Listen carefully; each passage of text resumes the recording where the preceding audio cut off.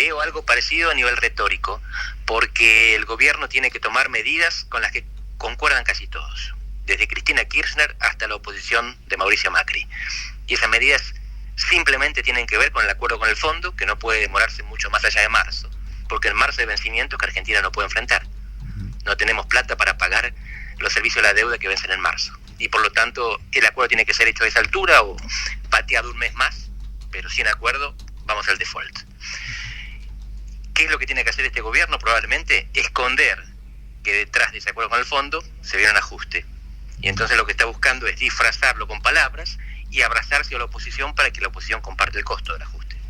Así que lo que vamos a tener probablemente es una oposición tratando de correrse de la jeringa y un gobierno compensando con palabras lo que va a ser una política de ajuste, es decir, como hacen habitualmente, van a poner el guiño a la izquierda para doblar a la derecha. Y en ese contexto, Andrés, cuando hablamos de este tipo de medidas necesarias, ¿de qué hablamos específicamente? ¿Hablamos alguna reminiscencia de lo que pasó durante la gestión de Macri, revisando tarifas, ajustando quizás gasto social? ¿De eso estamos hablando o en concreto qué se puede mencionar? Estamos hablando de eso, tarifas, gasto social un poco menos y jubilaciones sobre todo, empleo público. Lo que pasa es que esto se puede hacer a lo bruto o con bisturí y cirugía fina. ¿Qué significa esto? Que las tarifas son un subsidio pro rico. Esto no lo dice la oposición, lo dijo Martín Guzmán, y el kirchnerismo en un momento se enojó. Pero significa simplemente que aunque los pobres se beneficien por tener electricidad barata, la masa de dinero que va para los ricos es mucho mayor. Así que el Estado está perdiendo plata a lo loco por subsidiar a los ricos, a los que no necesitan que lo subsidien. Si el aumento de las tarifas se hace segmentado, lo que se puede hacer es mantener el subsidio para los pobres y eliminarlo para los ricos. El tema es que rico en Argentina es cualquiera que gana hoy 100.000 pesos, claro, porque tan venido abajo está nuestro país, tan venido abajo está la economía, más de 40% de pobreza tenemos. Por lo tanto, en realidad, la tarifa segmentada, cuando se aumente, no la van a sufrir los ricos nada más, sino la gente que se considera de clase media. Claro. Y esto es muy duro para la oposición, sobre todo, es el electorado de la oposición. Por eso va a ser difícil que la oposición, estando a favor del acuerdo con el fondo, esté a favor del ajuste que afecta a su base social. Andrés, te quería hacer una pregunta a propósito de esto. Yo escuchaba en el mes de junio, si mal no recuerdo, una entrevista que vos le brindabas a María Laura Santillán en CNN Radio, en la que hablabas del federalismo fiscal que hay en Argentina y cómo las provincias que producen terminan aportando impuestos en un esquema solidario para otras provincias que no producen. Ahora, ese esquema solidario termina financiando no la productividad o la oportunidad de inversión para que mejoren su performance productiva las provincias, sino para gobiernos ineficientes. Algo más o menos así me acuerdo de aquella charla. ¿Podrías contarme un poquito esa visión o si no es como yo lo estoy interpretando? Sí, es así. En todos los países federales hay mecanismos de redistribución, porque Formosa no tiene la culpa de no tener la tierra fértil que tiene Santa Fe. Entonces es natural que los que tienen más aporten un poco a los que tienen menos. Esto funciona entre las provincias y funciona entre las personas. La gente que pierde el trabajo, que está discapacitada, que no pudo aportar en su vida, pero ahora tiene que seguir viviendo una vez jubilada, recibe de los demás un aporte, una contribución, porque la sociedad prefiere que esa gente esté alimentada a que salga a robar. Con las provincias pasa algo parecido. La sociedad argentina prefiere que en Formosa tengan empleo antes de que emigren para otras provincias. Esto puede parecer un poco xenófobo, pero de esto se trata, de mantener el equilibrio social en las provincias que no son tan productivas. El problema es cuánto se saca y cuánto se da, porque un poco de redistribución está bien, pero lo que hay en Argentina es confiscación. Y lo que te voy a decir es contraintuitivo, porque la provincia más confiscada es la de Buenos Aires.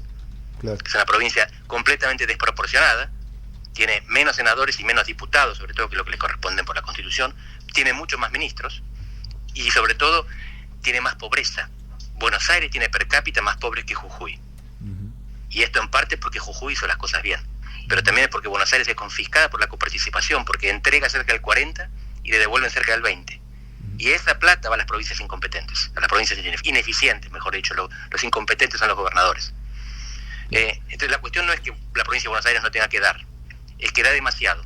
Entonces está condenada a sobre representar al país en pobreza. Si el país tiene 40% de pobres, la provincia de Buenos Aires tiene 50%. Y la mayor parte de la pobreza infantil en la provincia de Buenos Aires. Es lo que hace la provincia entonces, se mueve y tira presidentes. Claro.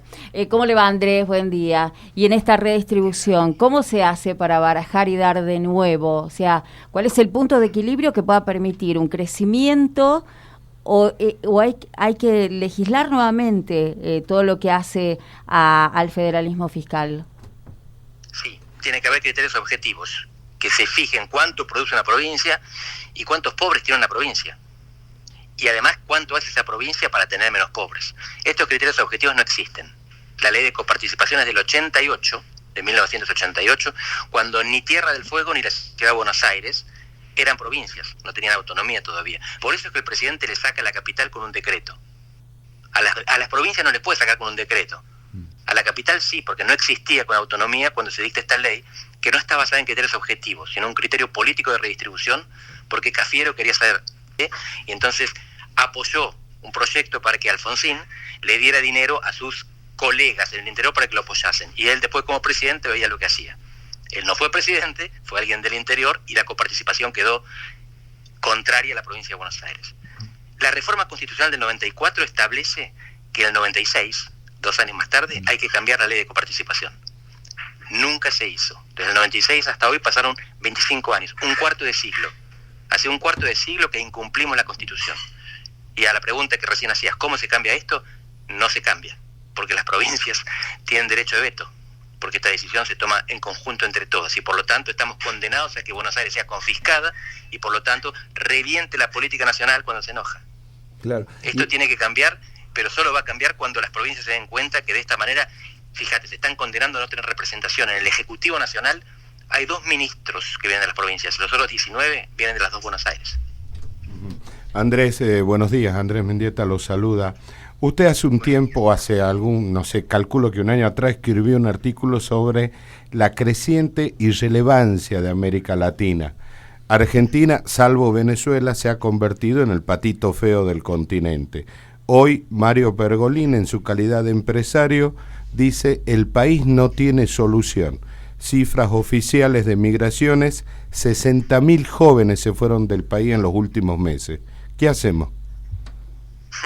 Bueno, tocayo, una y una, te voy a decir. Por un lado, es cierto que la situación económica de Argentina es la peor de Sudamérica después de Venezuela. Por el otro, Argentina en términos de migración está mucho menos mal que alternativas que parecen superiores. Por ejemplo, Uruguay. ¿Sabés qué porcentaje de población argentina vive en el exterior? El 2%. Ajá. ¿Qué porcentaje de los uruguayos vive en el exterior? El 18%. Uruguay es un modelo de estabilidad, de prosperidad, de civilización, pero en parte lo es porque el 18% de los uruguayos se mudó a otro país. Y esto contribuyó a un proceso de autoselección de aquellos que están más motivados. En vez de ir a la calle y protestar, se fueron. Claro. Los argentinos de vez en cuando rompemos todo, porque no es mi caso, lamentablemente, pero estamos en Argentina. Y en Argentina protestamos y protestamos fuerte. Así que yo no me desesperaría con la cantidad de argentinos que se quieren ir, porque de hecho se van pocos en proporción a la población. Lo que tenemos que encontrar es una manera de vivir juntos y producir para que todos podamos comer adentro de casa sin tener que imaginarnos que nos tenemos que ir afuera. A esta fórmula todavía no llegamos. Claro. ¿Será por eso que Pergolini dice que el país no tiene solución? Quizás lo dice Mario porque está pensando en el corto plazo. Y es verdad que vamos a estar peor antes de estar mejor, porque lo que viene en los próximos meses va a ser desagradable, sea de shock o sea gradual. Pero a futuro Argentina sigue teniendo cosas que los demás países no tienen. Por ejemplo, tiene una economía del conocimiento que se destaca en toda la región. Tenemos 11 unicornios. Exportamos centrales nucleares a países desarrollados, como Australia u Holanda. Ningún otro país subdesarrollado exporta centrales nucleares a países desarrollados. Ponemos satélites en órbita, producimos vacunas, tenemos el INPAP, tenemos el Balseiro. Hay margen ahí. Y desde la bioeconomía también. Argentina tiene capacidad de producir no solamente alimentos, sino tejido, químico, medicina. La base está. Falta encadenar esa base para construir estos archipiélagos de excelencia, conectarlos y sacarnos del mar de mediocridad. Andrés, la última de mi parte, respecto de esta base y de estos archipiélagos de excelencia que vos mencionabas, yo noto, quizás, no sé si es correcta mi interpretación, pero observo que con ese archipiélago de bienestar o virtuoso conviven provincias, como Jujuy en este caso, en donde desde hace 30 años el 85% del presupuesto proviene de la coparticipación y donde los organismos de control y los mecanismos para hacer que las instituciones hagan de esos recursos una inversión o un gasto virtuoso, en general están cooptados, funcionan a medias, tienen ahí una injerencia de la política muy grande. ¿Cómo conviven o cómo hacer que esa convivencia contribuye al bienestar general del país o contribuya al bienestar general del país? Justamente yo en Jujuy veo una de las provincias que tiene más chance de prosperidad, más horizonte de construcción de un futuro diferente. Y te lo digo más allá del liderazgo político de ahora o de antes. ¿Qué tiene Jujuy? Tiene sol, tiene litio y tiene cannabis. Las energías renovables, el litio como fuente de las baterías de la energía que viene, y además el cannabis, que por ahora es medicinal, pero pronto va a ser recreativo. En la mitad de los estados de Estados Unidos, el cannabis se utiliza recreativamente y recauda impuestos. Y te ponen carteles en las calles diciendo, este año recaudamos tantos millones de dólares de impuestos de cannabis. Por ejemplo, en Colorado, se encuentran por todas las paradas de colectivo, ves la publicidad oficial diciendo esto. Jujuy tiene mucho futuro, más que otras provincias de la región. Necesita, creo que lo está teniendo, un liderazgo que ve ese futuro y construye el camino. Pero esto solo lo pueden decidir los jujeños, ¿verdad? Desde afuera vemos las posibilidades, desde adentro tienen que concretarlas. Claro. Bien. Ahí está, hay que concretarlas. El tema es que a veces la política se mete por medio y hay un montón de cuestiones como para dirimir, ¿no? Sí. Bueno, no sé si... nos podemos quedar acá con un mensajito para interactuar con la gente que está escuchando y siguiendo esta nota del otro lado, porque quieren que consultemos si el modelo agroexportador es el problema y si deberíamos migrar al modelo industrial. Es una buena pregunta y la respuesta es no. El modelo agroexportador se terminó en 1930 y el modelo industrial en 1975. Lo que tenemos que hacer es construir un modelo superador de ambos, que no puede vivir sin el agro y no puede vivir sin industria. Así como cité las oportunidades de Jujuy, voy a citar ahora un ejemplo exitoso que es Mendoza. Mendoza es una provincia agroexportadora, porque en el fondo el vino viene de la uva y la uva son las principales extensiones cultivadas en Mendoza, solo que no exportan uva, exportan vino, que es industria y es tecnología, manufactura de alto valor agregado. Y después tienen un montón de otros productos similares, además por supuesto del turismo y del petróleo que Mendoza refina.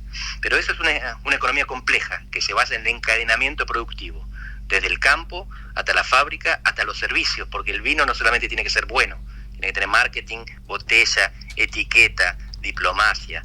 Es un conjunto de actividades que tienen que estar conectadas. Solo con el campo, solo con la fábrica, no se va a ningún lado.